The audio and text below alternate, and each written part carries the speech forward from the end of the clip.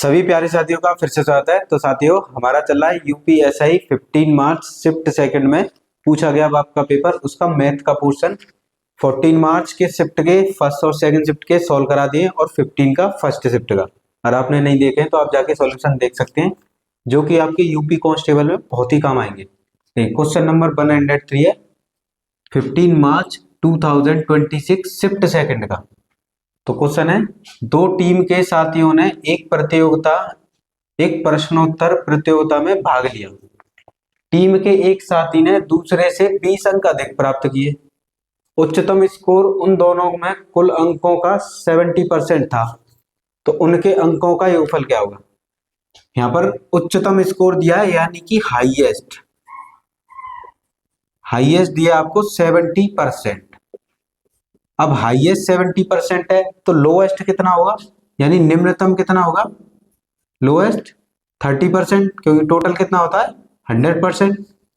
अब यहां से देखिए, ये हो गया हाईएस्ट 70 और लोएस्ट 30। अब यहां से लोएस्ट से हाईएस्ट कितना ज्यादा है, देखिए कितना ज्यादा है परसेंटेज में 40%, और अंकों में आपको उसकी वैल्यू दे रखी है कितना, 20 अंक अधिक प्राप्त करता है, यानी 40% की वैल्यू अंकों में कितनी दी है, 20 अंक। और पूछा है उनके अंकों का योगफल। देखिए अगर इनको प्लस करते हैं तो टोटल कितना बनता है 100%, यानी आपसे 100% की वैल्यू पूछी है। सिंपल सा क्वेश्चन है। तो 40% की वैल्यू दी है, 100% की वैल्यू पूछी है, तो जिसकी वैल्यू दी होती है उससे तो किया जाता है डिवाइड। तो 20 में 40 से कर देंगे डिवाइड और मल्टीप्लाई कर देंगे 100% से। ठीक है, परसेंट से परसेंट कैंसिल, 40 से 20 से 40 को कैंसिल करेंगे 2 टाइम, और 2 से 100 को कैंसिल करेंगे 50 टाइम, यानी कि दोनों अंकों का योगफल कितना है, उनके अंकों का योगफल कितना है 50। Option B. तो इसका आंसर क्या हो गया, ऑप्शन बी। सिंपल सा क्वेश्चन था। हाईएस्ट परसेंटेज आपको 70 दी थी, तो लोएस्ट कितनी हो गई 30, क्योंकि टोटल कितना होता है 100। अब यहाँ पे देखना है 30 से 70 कितना ज्यादा है, 40% ज्यादा है, और अंकों में उसकी वैल्यू कितनी दी है, 20 अंक अधिक प्राप्त करता है, और उनके अंकों का योगफल पूछा है। तो अगर इनको योगफल करें तो 100% बनेगा, यानी आपसे 100% की वैल्यू पूछी है, तो 100% की वैल्यू का आंसर क्या हो गया 50। नेक्स्ट क्वेश्चन है क्वेश्चन नंबर 104, 2/35 को प्रतिशत में बदलिए। क्वेश्चन में बोला गया 2/35 को प्रतिशत में, तो मल्टीप्लाई कर देंगे 100 का। अगर प्रतिशत में चेंज करने कहता है तो मल्टीप्लाई कितने कर देंगे 100 का। देखिए इसे कैंसिल करेंगे 5 से 7 टाइम, और इसे 5 से कैंसिल करेंगे तो 20 टाइम। ऊपर बच गया 2 और 20, इनका मल्टीप्लाई करेंगे तो कितना आ जाएगा 40, और डिवाइड में कितना आ जाएगा 7 से अगर इसमें डिवाइड करेंगे तो 7 5 जा 35, पॉइंट लगाएंगे 71, यानी 5.71%। तो इस क्वेश्चन का आंसर क्या होगा, ऑप्शन ए। सिंपल सा इजी सा क्वेश्चन पूछा गया आपके यूपीएसआई में।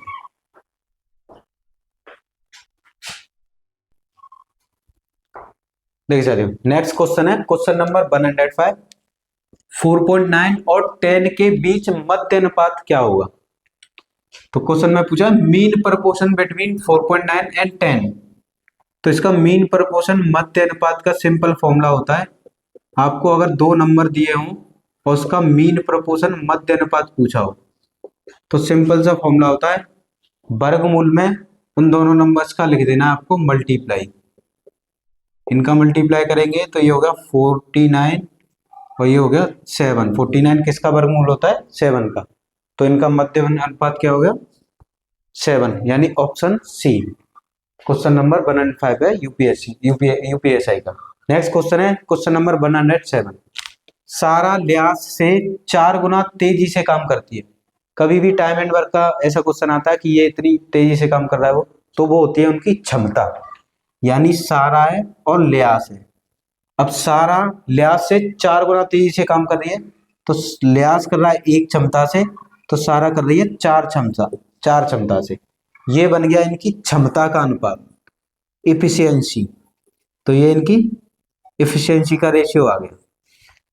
अब एक क्वेश्चन में बोला एक साथ मिलकर वे काम 8 दिनों में पूरा कर लेते हैं, और आपको दिन दिया हो तो यहां से आएगा कुल कार्य। कुल कार्य कैसे आएगा, जो भी आपकी क्षमता है दोनों की उनको प्लस कर देना है, और गुणा कर देना है दिन से। दिन कितने 8, इनका गुणा करेंगे तो कितना आएगा 40, यानी कुल कार्य कितना आ गया 40। क्षमता को जोड़ के अगर दिन से कार्य करते, दिन से मल्टीप्लाई कर देते तो वो आ जाता है कुल कार्य। तो सारा अकेले उस काम को पूरा करने में कितना समय लेंगे, तो सारा कितना काम करना है 40, तो सारा की क्षमता से डिवाइड कर देंगे और सारा की क्षमता कितनी है 4। जो भी कुल कार्य है सारा की क्षमता से कर देंगे डिवाइड, तो कितने दिन में कर लेगी 10 दिन में। तो इस क्वेश्चन का आंसर कितना हो गया 10 डेज, यानी कि ऑप्शन बी। ऑप्शन बी इसका करेक्ट आंसर हो गया। तो कभी भी आपको क्षमता दी हो दिन दी हो तो क्षमता को अगर दिन से मल्टीप्लाई कर देते तो कुल कार्य आ जाता है, और जिसके दिन पूछे उसी की क्षमता से डिवाइड कर देंगे तो उसके दिन आ जाएंगे कुल कार्य में। तो इसका आंसर हो गया ऑप्शन बी। देखिए साथियों नेक्स्ट क्वेश्चन दिया है क्वेश्चन नंबर 106। एक दुकानदार अपनी वस्तु का अंकित मूल्य क्रय मूल्य से 37% अधिक रखता है, यानी कि जितना उसका क्रय मूल्य उससे ज्यादा अंकित मूल्य कितना है 37%। तो देखिए कभी भी आपको परसेंटेज में क्रय मूल्य मानना है तो 100% मानना है। कॉस्ट प्राइस हो गई 100, अब उसका अंकित मूल्य कितना ज्यादा है क्रय मूल्य से 37%, तो इसमें 37 ऐड कर देंगे क्रय मूल्य में, तो यहाँ से आ जाएगा ये अंकित मूल्य कितना हो जाएगा 137। तो आपका अंकित मूल्य कितना आ गया, यानी प्रिंटेड कितना है 137। ग्राहकों को आकर्षित करने के लिए वह अंकित मूल्य पर 13% की छूट देता है। अब उसने डिस्काउंट कितना दिया 13% का, किस पर अंकित मूल्य पर, तो यहाँ से निकाल लेंगे उसकी छूट यानी कि डिस्काउंट। तो जो भी उसका अंकित मूल्य है उसका 13% निकालेंगे डिवाइड बाय 100। देखिए 13 का इससे मल्टीप्लाई करेंगे तो ये 178 आएगा, और इसे डिवाइड करेंगे 100 से तो ये आ जाएगा 17.81। अब ये क्या हो गया डिस्काउंट हो गया। अब डिस्काउंट के बाद क्या है सेलिंग प्राइस निकालेंगे। सेलिंग प्राइस कैसे आएगी, जो भी मार्केट प्राइस है यानी कि अंकित मूल्य है उसमें से डिस्काउंट को माइनस कर देंगे। तो डिस्काउंट को माइनस करने पे कितना है 119.9, ये आपका क्या आ गया विक्रय मूल्य आ गया। और क्वेश्चन में पूछा है इसका लाभ, तो लाभ का फॉर्मूला क्या होता है एसपी माइनस सीपी, विक्रय मूल्य माइनस क्रय मूल्य। विक्रय मूल्य कितना हुआ है 19.19 और क्रय मूल्य हो गया 100, तो ये हो गया 19.19%। तो इस क्वेश्चन का आंसर क्या हो गया ऑप्शन ए। सिंपल सा क्वेश्चन है, जितना अंकित क्रय मूल्य था उससे ज्यादा 37% अंकित मूल्य था, तो क्रय मूल्य 100 में 37 ऐड कर दिया तो 137 क्या हो गया अंकित मूल्य। अब इस पर 13% की छूट दी है तो छूट कितनी हुई 17.8, अंकित मूल्य में से छूट को माइनस कर देंगे तो वो आ जाएगा विक्रय मूल्य, ये विक्रय मूल्य आ गया। अब प्रॉफिट का फॉर्मूला होता है एसपी माइनस सीपी, एसपी में से सीपी माइनस कर देंगे तो 19.9%। नेक्स्ट क्वेश्चन दिया एक वस्तु का अंकित मूल्य 3835 है, दुकानदार 20% और 50% की क्रमिक छूट देता है तो उसे 506 का लाभ होता है। वस्तु का क्रय मूल्य बताइए। तो देखिए कभी भी आपको दो डिस्काउंट दिए गए तो दो डिस्काउंट दिए गए हैं तो सक्सेसिव यूज करिए, सक्सेसिव लगा के उसका एक डिस्काउंट निकालेंगे, और दो डिस्काउंट का ये फॉर्मूला होता है सक्सेसिव का एक्स बाई, देखिए माइनस का एक्स माइनस के वाई प्लस एक्स वाई, ये फॉर्मूला होता है। तो पहले कितना है 20%, फिर दिया है 50% प्लस 20 मल्टीप्लाई 50/100, इससे ये कैंसिल इससे ये कैंसिल, इन्हें ऐड करेंगे तो कितना हो जाएगा माइनस के 70 और प्लस का 2 5 जा 10, इसमें से माइनस करेंगे तो माइनस का 60%, यानी कि इन दोनों डिस्काउंट का एक डिस्काउंट कितना आ गया 60%। अब यहाँ से निकालेंगे जो अंकित मूल्य है उसका 60%, अगर इसका 60% निकाल देते हैं तो ये आ जाती है डिस्काउंट, इसका 60% फाइंड करेंगे। देखिए 0 से 0 कैंसिल, 2 से इसे कैंसिल करेंगे 3 टाइम और 2 से इसे कैंसिल करेंगे 5 टाइम, 5 से इसे कैंसिल कर देंगे तो 5 7 जा 35, 3 बचेगा, 5 6 जा 30, 5 7 जा 35, और मल्टीप्लाई कर देंगे किससे 3 से। तो 3 से अगर इसे मल्टीप्लाई करेंगे तो देखिए 3 7 जा 21, 3 6 जा 18 और 2 22, 3 7 जा 21 और ये 23, तो ये आ गया डिस्काउंट, यानी कि इतने का डिस्काउंट दिया है। अब क्या करेंगे जो अंकित मूल्य है उसमें से क्या माइनस कर देंगे डिस्काउंट माइनस कर देंगे तो वो क्या आ जाएगा विक्रय मूल्य आ जाएगा। इसमें से माइनस कर देंगे ये, तो ये आ जाएगा विक्रय मूल्य। माइनस करने पे कितना बनेगा 4 और ये 3 और 8 में से ये 5 और 1, यानी कि उसका विक्रय मूल्य कितना आ गया 1534 रुपये। अब पूछा उसका क्रय मूल्य और प्रॉफिट दे रखा है, तो प्रॉफिट का फॉर्मूला क्या होता है S P minus C P. Profit कितना दिया है क्वेश्चन में 506, तो प्रॉफिट हो गया 506 इक्वल टू सेलिंग प्राइस कितनी हो गई 1534 रुपये। कॉस्ट प्राइस निकालनी है, तो देखिए सीपी को इधर ले आएंगे तो ये जाएगा 1534 रुपये माइनस 506। इसे माइनस करेंगे तो माइनस करने पर कितना बनेगा, तो 14 में से 6 जाएगा तो 8 और यहाँ से ये 2 बचेगा और 15 में से ये 10, तो उसका कॉस्ट प्राइस कितना आ गया 1028। तो इस क्वेश्चन का आंसर कितना हो गया ऑप्शन बी। क्वेश्चन में दे रखा था एक अंकित मूल्य दे रखा था मार्केट प्राइस और उस पर 2 डिस्काउंट दे रखे थे। 2 डिस्काउंट आपको दिए हो तो ये सक्सेसिव का फॉर्मूला होता है, सक्सेसिव लगाएंगे, इसका एक डिस्काउंट आ गया -60%। फिर जो अंकित मूल्य था उसका 60% निकाला तो कितना आ गया 2301 रुपीज। अंकित मूल्य में से अगर डिस्काउंट को माइनस कर देते हैं तो वो आ जाता है आपका विक्रय मूल्य। विक्रय मूल्य कितना आ गया 1534 रुपीज। अब ये प्रॉफिट का फॉर्मूला होता है P equal to S P minus C P. C P निकालना था तो प्रॉफिट को सेलिंग प्राइस में से प्रॉफिट को माइनस कर दिया तो कॉस्ट प्राइस कितनी आ गई, यानी क्रय मूल्य कितना आ गया 1028 रुपीज। तो ये आपका करेक्ट आंसर।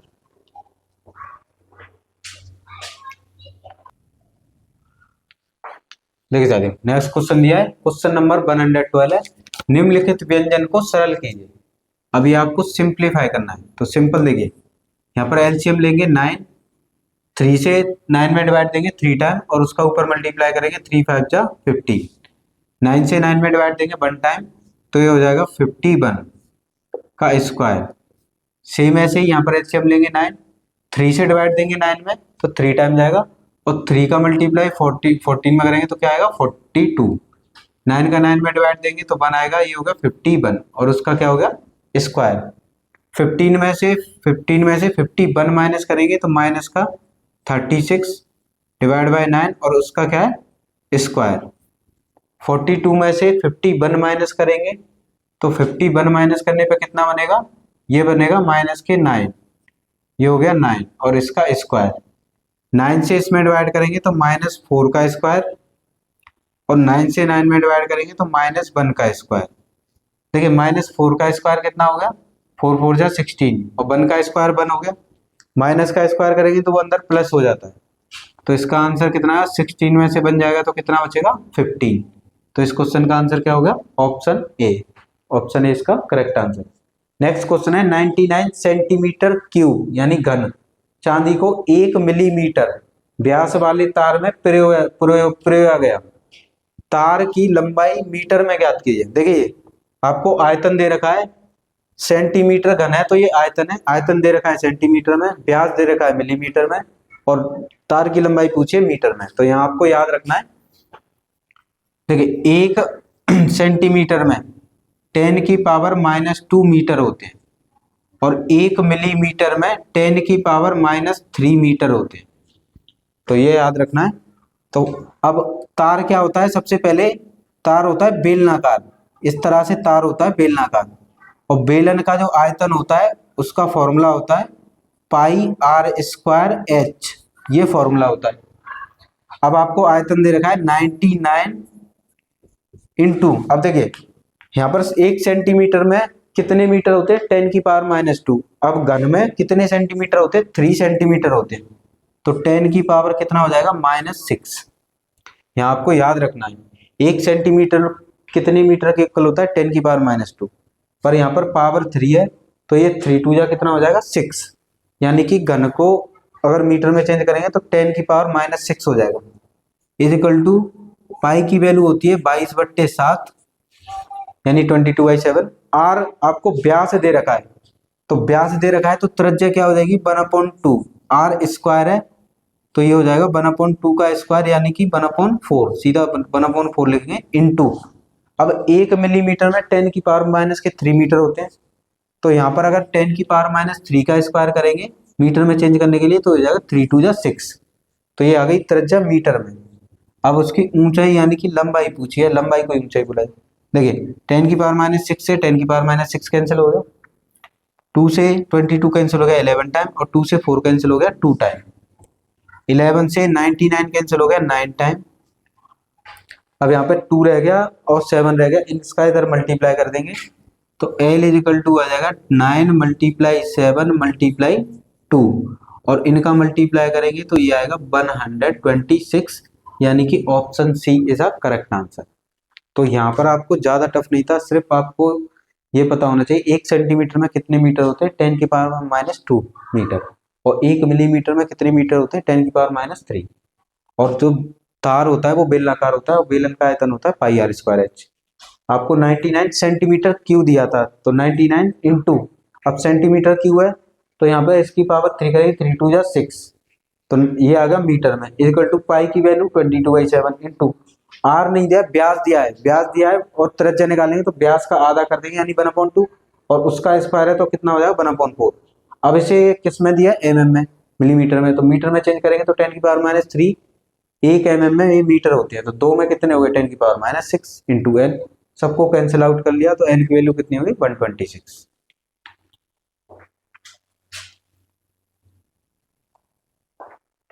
देखिए साथियों नेक्स्ट क्वेश्चन है, क्वेश्चन नंबर 115 है, 400 मीटर लंबी एक रेलगाड़ी 45 यानी 45 किलोमीटर पर आवर की चाल से चल रही है, 160 मीटर लंबे पुल को पार करने में उसे कितना समय लगेगा।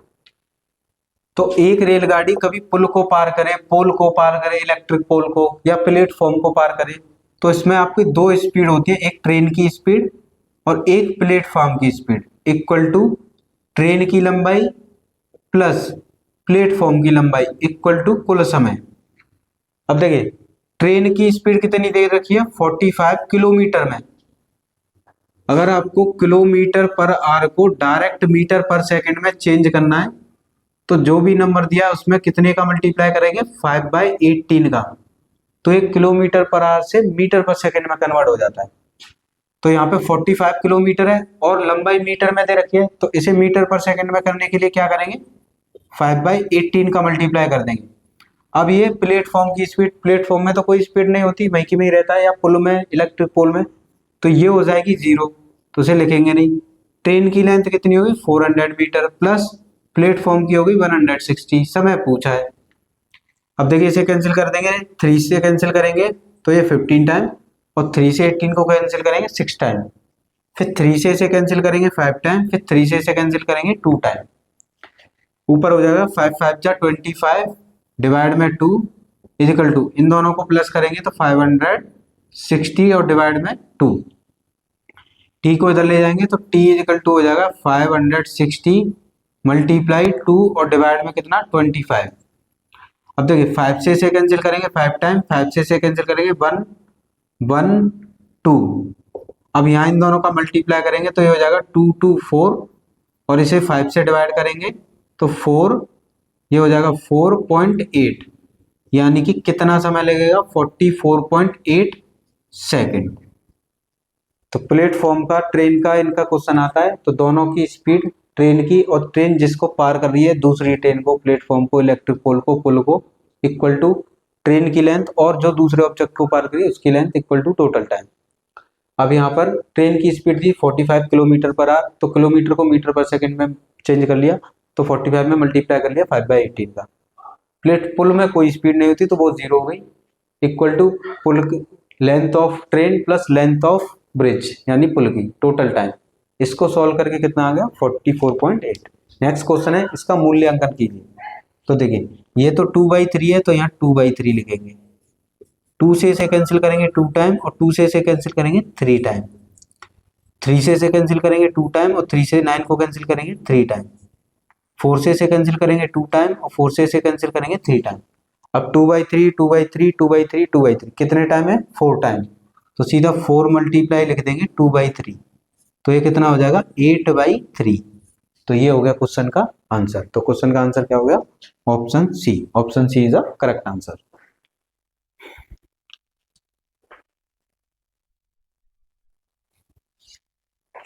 देखिए साथियों नेक्स्ट क्वेश्चन दिया है, क्वेश्चन नंबर 116 है। ए 4,000 रुपए से एक व्यवसाय शुरू करता है, व्यवसाय शुरू करने के 4 महीने बाद बी उसका साझेदार बन जाता है। प्रथम वर्ष के अंत में लाभ ए और बी के बीच क्रमशः 3:5 के अनुपात में विभाजित हो जाता है।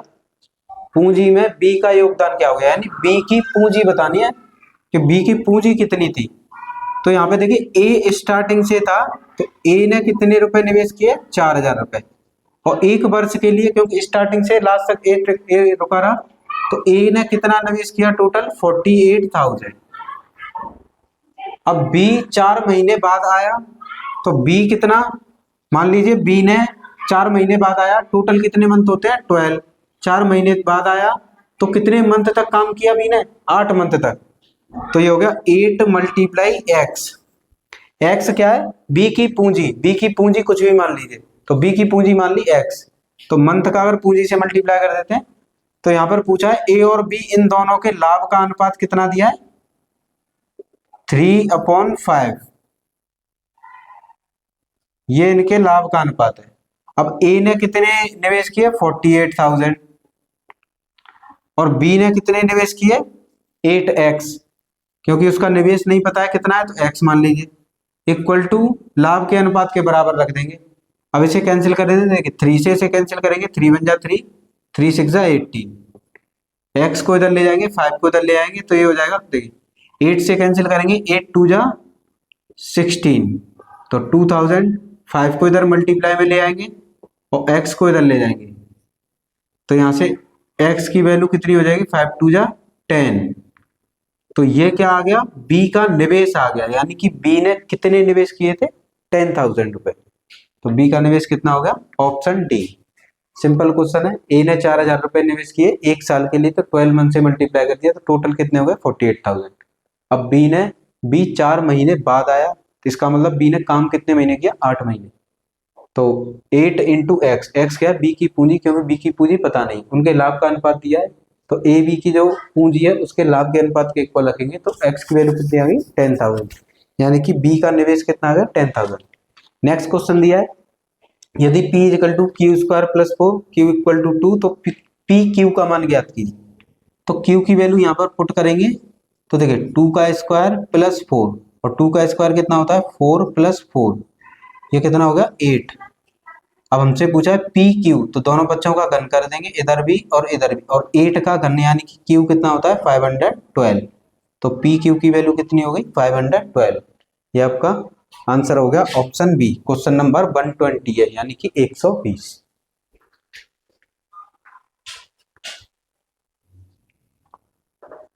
देखिए साथियों, नेक्स्ट क्वेश्चन पूछा गया है, 2 उम्मीदवारों के बीच हुए एक चुनाव में उम्मीदवार ए को वैध मतों का 60% प्राप्त होता है। 2 उम्मीदवार हैं और उनके बीच चुनाव हुए, और उम्मीदवार ए को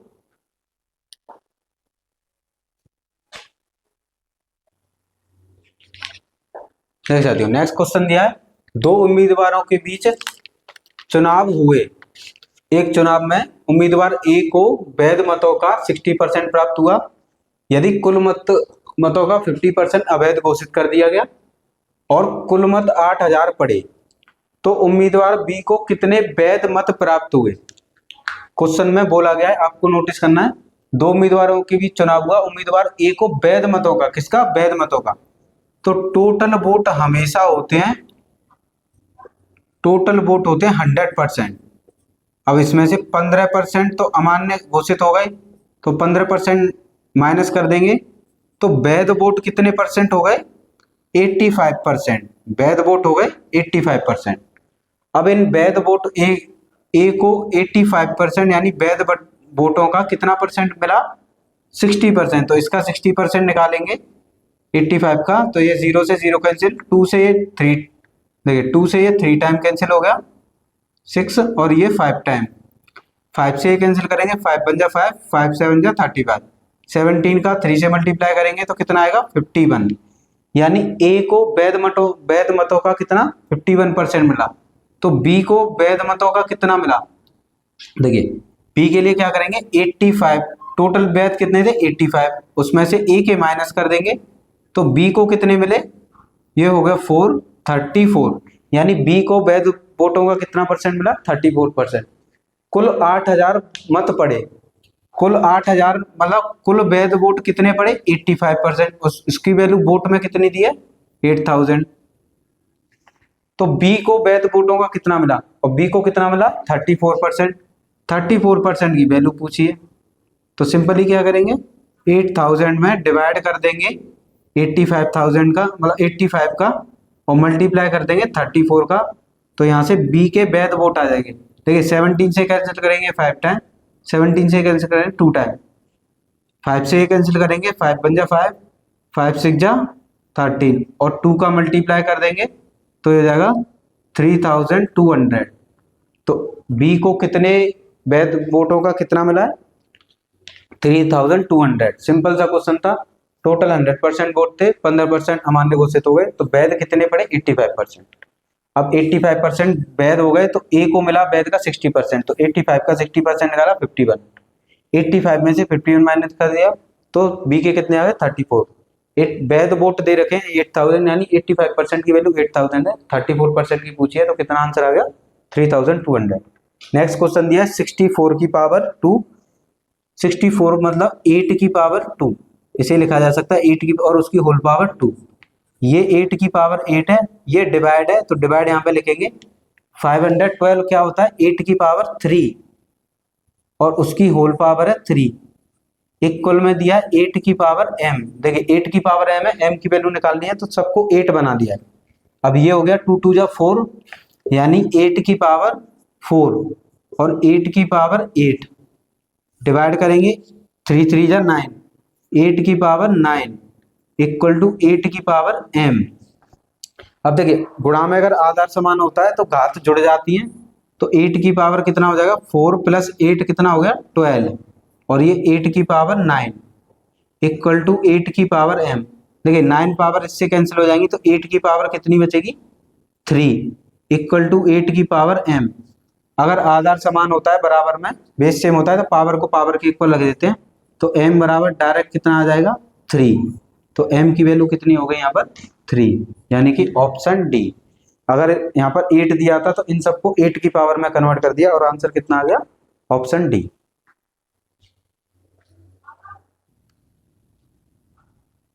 देख सकते हो नेक्स्ट क्वेश्चन दिया है क्वेश्चन नंबर 129। ABCD द्वारा एक व्यवसाय में निवेश का अनुपात, ABCD 4 लोग हैं और उन्होंने एक व्यवसाय में निवेश किया और उनके निवेश का अनुपात दे रखा है 6:4:3:5। तो क्वेश्चन में बोला है यदि C को D से 1,500 कम लाभ होता है तो A और B द्वारा निवेश की गई राशि। तो देखिए यहाँ C को D से कितना कम लाभ होगा 1,500 रुपए, और अनुपात में देखिए अनुपात में कितना कम लाभ हुआ, देखिए C को अनुपात में 3 अनुपात लाभ हुआ और D को 2, तो कितना कम हुआ देखिए 2, 5 में से 3 माइनस करेंगे तो कितना इकाई कम लाभ प्राप्त हुआ है 2, और जिसकी वैल्यू कितनी दे रखी है रुपए में 1,500 रुपए। यहाँ से एक इकाई की वैल्यू निकालेंगे तो एक यूनिट की वैल्यू आ जाएगी 750 रुपीज। अब ए और बी ने कितना निवेश किया, तो देखिए ए ने कितना निवेश किया था अनुपात में 6, ए ने कितना किया था 6, तो 6 इकाई की वैल्यू निकालेंगे तो एक इकाई की वैल्यू है उसमें 6 का मल्टीप्लाई कर देंगे, इसमें मल्टीप्लाई करेंगे तो ये कितना हो गया 0, 6 5 जा 30, 42 और ये 45, तो ये तो आ गया ए का निवेश। अब बी का निवेश निकालने के लिए क्या करेंगे, बी ने कितने अनुपात निवेश किया है 4 अनुपात, और 4 अनुपात में एक इकाई का मान है उसका मल्टीप्लाई कर देंगे तो ये हो जाएगा देखिए ये 0 0 4 5 2 कितना 28 और ये 3,000, यानी ए का आ गया 4,500 और बी का आ गया 3,000। अब इनका कुल पूछा है तो इनको प्लस कर देंगे तो आ जाएगा 7,500, यानी इस क्वेश्चन का आंसर क्या होगा ऑप्शन डी। नेक्स्ट क्वेश्चन है क्वेश्चन नंबर 131। दो संख्याओं के बीच मध्य अनुपात 20 है।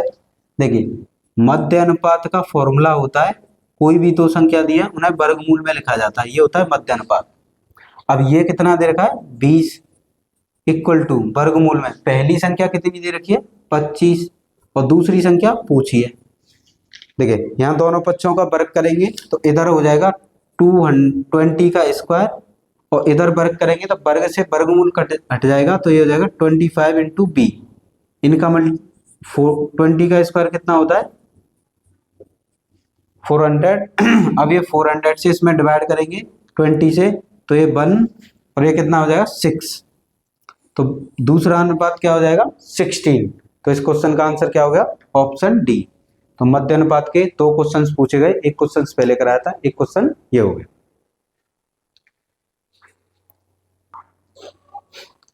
देखिए साथियों नेक्स्ट क्वेश्चन दिया है, क्वेश्चन नंबर 134 है।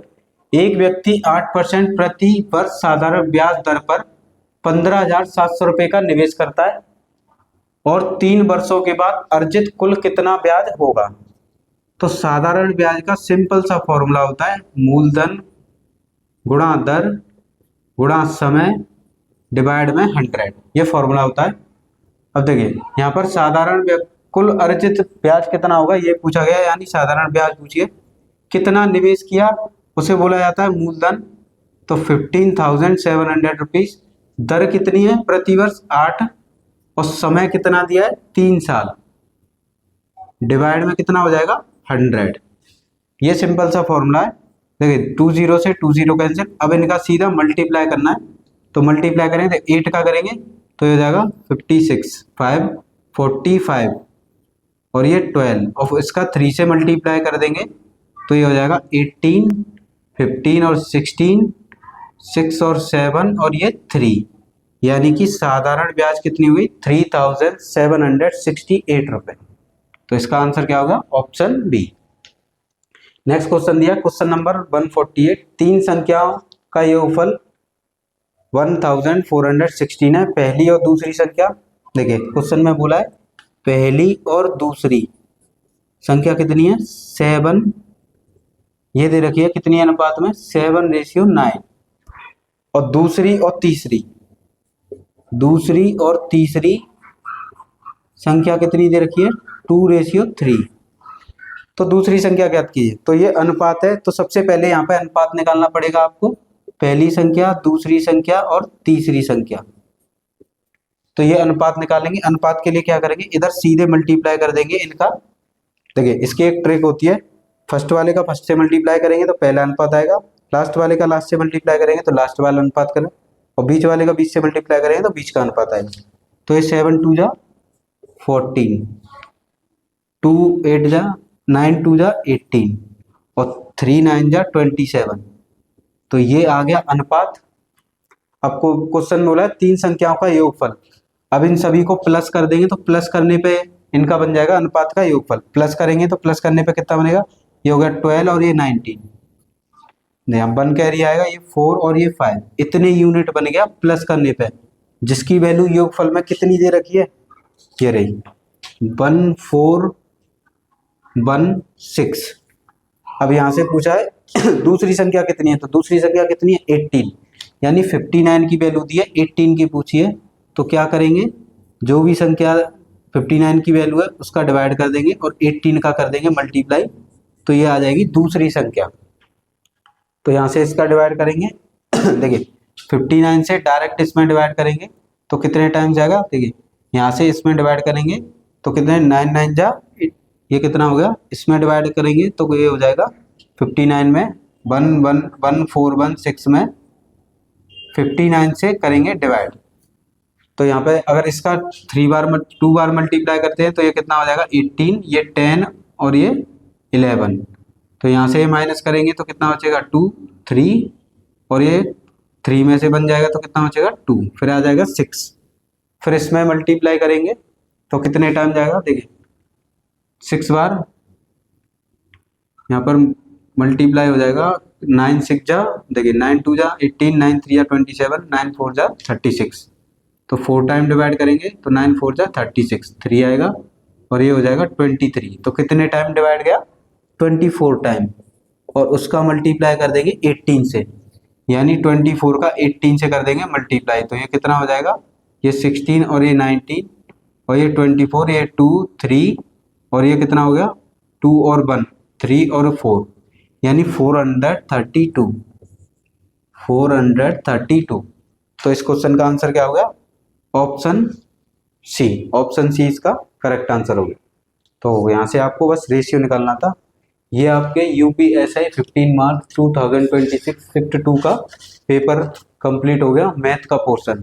ये आपके यूपी कांस्टेबल के जो जून में एग्जाम होगा उसमें आपके यहीं से ज़्यादातर क्वेश्चंस पूछे जाएंगे इसी पैटर्न पे, इसीलिए आप इसे इन्हें अच्छे से करें और तैयारी करें। कोई भी डाउट होता है तो मुझसे आप कमेंट बॉक्स में पूछ सकते हैं।